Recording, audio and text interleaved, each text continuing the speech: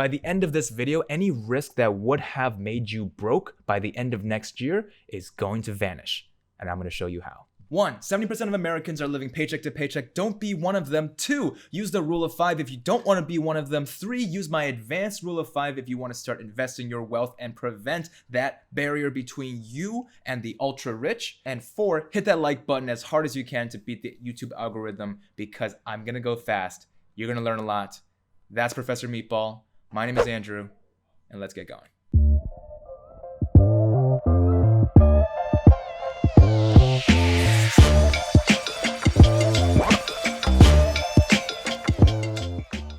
I'm gonna stretch my gam, see how standing feels.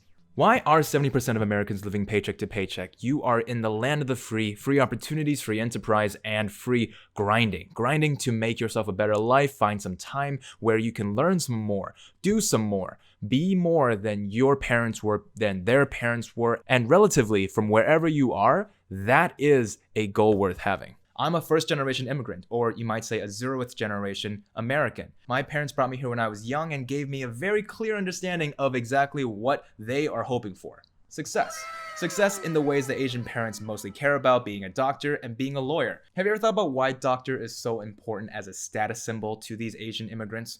In order to have your success grounded in your own achievements, you need to have 2 things, money and status. Doctors have the first down. No matter what you specialize in, an entry-level doctor, after 4 years of bachelor's, 4 years of med school, 2 to 10 years of residency, they're going to be making way over your low-level 6-figure salary that, a data scientist could be making. But doctors have something way more than just money in the bank. They also have this little thing called status. They have the ability to go into a community and be respected immediately, be someone who is taking care of your kids, someone who you turn to if you need advice, not only medical, but in a wide swath of other things in your life. Think about it. If you trust a doctor with your life, if you constantly go to a doctor with your heart in your palms and say, here is all my trust, don't you think that that person has a special place in your community? That's what Asian immigrants are banking on. So now that I said my piece, there are clear ways that you can start building your passive income, and I've covered that in previous videos. There's also clear ways that you can start grinding towards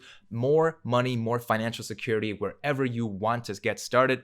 But most importantly, and I cannot stress this enough, follow these next 3 rules. 1, the rule of 5. Jaspreet Singh covers the rule of 5 in a bunch of his videos, and it works. People love the rule of 5. But I want to be able to enhance it a little bit by telling an inverse. Basically a logical paradigm that wraps up his advice in a neat wrapper so that you don't forget when you are doing your day-to-day spending. The rule of 5 is essentially if you can't afford 5 of something, then don't buy 1 of something. This usually applies to leisure and recreational activity. If you want to go out to eat and it's going to cost 20 to 30 bucks, but you couldn't afford 5 times that much money on a splurge or just a recreational excursion, don't do it.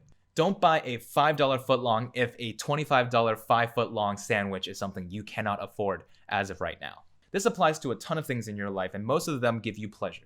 And I love feeling pleasure. I love feeling like I can get the fountain drink at the restaurant. I love feeling like I can buy shots at the bar. But one of the most important things to consider is that the inverse applies as well. You basically cannot afford to be financially illiterate and fail to invest part of your paycheck into something that yields more than just your run-of-the-mill high-interest saving account. Compounded interest is a huge part of making yourself wealthy and starting your path to financial literacy, but let's just take Graham Stephan's example. $1 invested 30 years ago, back in 1990, would have been worth $10 nowadays. And the inverse is true about that dollar. $10 inside your pocket that's just been collecting dust is going to be only worth equivalent of $1 nowadays. Hell, you can even see it year to year. $1 in the beginning of 2020 is worth 3 cents less on average. And that is just how inflation works. So what is my enhanced rule of 5? Take 1/5 of your walking around money, the money that you can afford to spend, and invest it every single paycheck. Every time you get paid, subtract whatever living expenses you need, everything that you need to absolutely survive, and then take the rest, take 1/5 of that and invest it. Invest in index funds like Robinhood or Webull. Invest in whatever stocks you've done research into, or just invest it into your own education again. This is going to start creating a huge divide in the buffer that prevents you from being broke. And here's why. This is going to work for two reasons. One, you are putting your money in a place that you're probably not going to take it out anytime soon. High yield index funds are the core of how to turn your money into more money. By keeping it locked away, it's very similar to putting money in a 401k or putting money into a Roth IRA.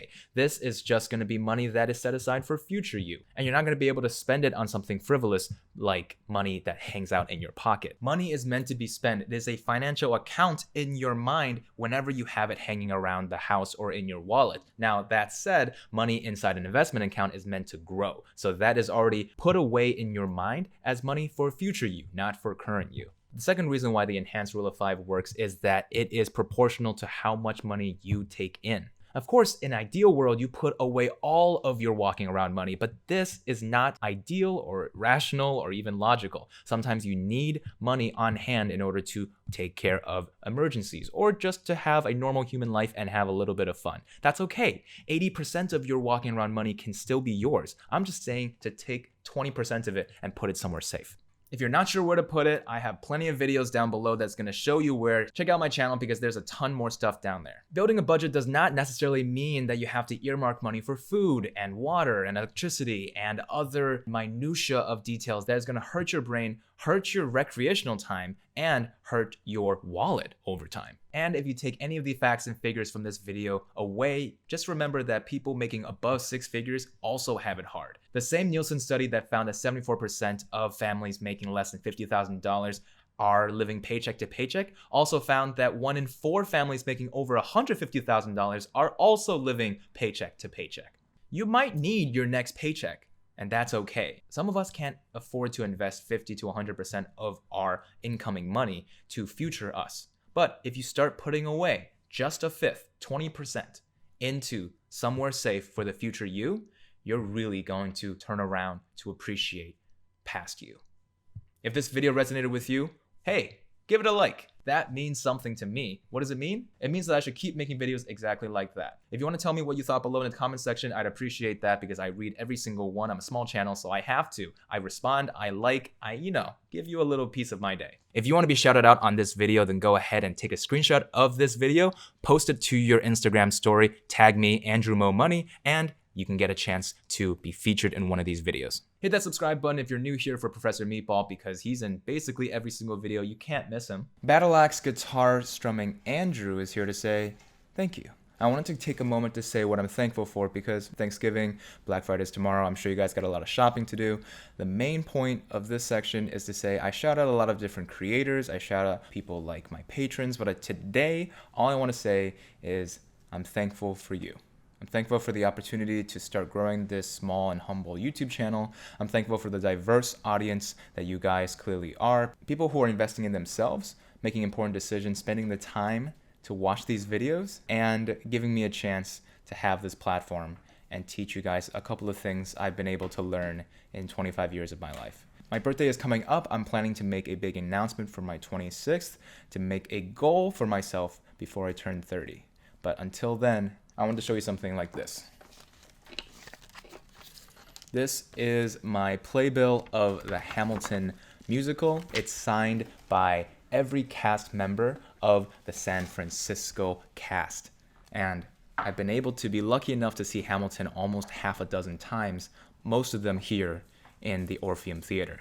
This is something that, honestly, a lot of people end up waiting for the lottery, and then the pandemic hits and they never get to see Hamilton and they never get to kind of live out their goal. I've been lucky enough to be part of a community choir where I've got to sing Hamilton on stage, and all of these small things that we kind of take for granted suddenly kind of disappear in the pandemic. So whether you're with loved ones or not this year, I'm really feeling for you. At the very least, allow me to say I'm thankful for you guys. Now, back to the video. As thanks for making it this far into the video, I wanted to start asking logic questions at the end of these videos so that you guys have some extra interview practice, but also so that we can start getting that engagement train rolling. Comment what you think the answer is down below. I'm going to take all of the correct answers, jumble them up, and then give out a free consultation, financial or data science, to whoever wins that raffle. Today's logic question is going to be a simple one. It's just wondering about terminology.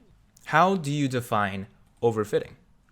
If you can define it in any way you want, put it down in the comments down below and we'll pick a winner out of the correct answers. And until next time, if it ain't broke, continue to not fix it.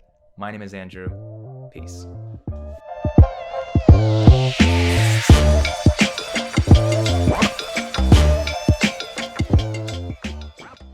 Throw me away. I forgot the other things I was going to say in this video. Some of us can't invest. And until next time, if it ain't broke, continue to not fix it.